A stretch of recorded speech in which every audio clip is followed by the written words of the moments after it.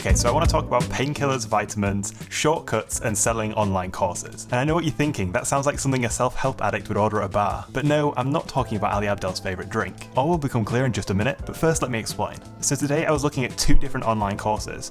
The first being Matt D'Avella's Master YouTube course, and the second being David Perell's Rite of Passage. Now with Master YouTube, I actually bought that course and it's on the screen behind me. And as for Rite of Passage, I'm really tempted to actually sign up for the next cohort. But these courses got me thinking, why do we even buy courses in the first place? And on the surface, it seems like the answer would be for shortcuts. A course seems like a quicker way to get to a target or a quicker way to get to a goal. But this is only half right, because true shortcuts don't exist when you're trying to build something meaningful. No matter how much you try, there's no shortcut to building $1 million business, or building a YouTube channel, or becoming a full-time writer. Really what I'm trying to say is that there's no shortcut for putting in the work. You can have all the information and knowledge in the world, but there's no shortcut to getting to the end result. Now, I think that where courses actually thrive is in two areas. The first is that they are a shortcut in acquiring information. No matter what any marketer is going to tell you, the content inside a course is not going to be anything revolutionary. It's not going to be content that you can't find in other places on the internet. But that's not the point. You're not actually buying information that you can't find elsewhere. You're paying a creator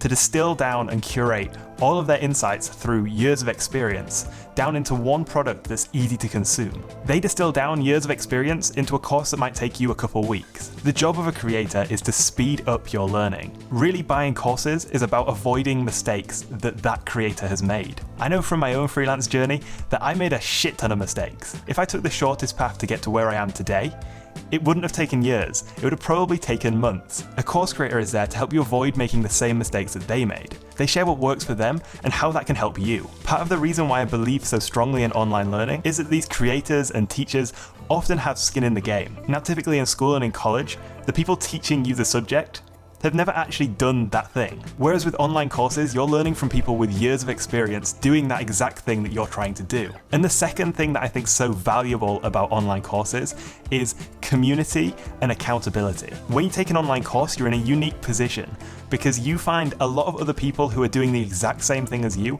and are on very similar journeys. Having other people in a similar position to you is invaluable when you're learning. Now, all of this led me to thinking about how to sell courses ethically, because it's obvious that in some ways a course does sell a shortcut, but in other ways it doesn't sell a shortcut. Because while the information is distilled down and that information is dense and you don't have to spend hours and hours researching it and making your own mistakes, that course isn't going to get you to your end goal quicker. You're still going to need to take the same amount of action as you would have before. It just supplies you with the information and the knowledge that you need to go after that thing quicker. Unfortunately, the pioneers in the online education space were those get-rich-quick guys. The kind of people who promised that if you just followed their plan for 2 weeks, then you'd be earning millions like them. And that did a lot of damage to the industry. A lot of people don't trust other people who are selling information on the internet. They don't want to pay money for education from creators, and they don't value other people's work. You also have a lot of platforms that make people feel like they're entitled to free content. The people who did a lot of damage in this industry did it because they were selling painkillers and not vitamins. Painkillers are this quick fix. You have a problem and you try to fix it as quickly as possible. You try to find any sort of shortcut to fix that problem.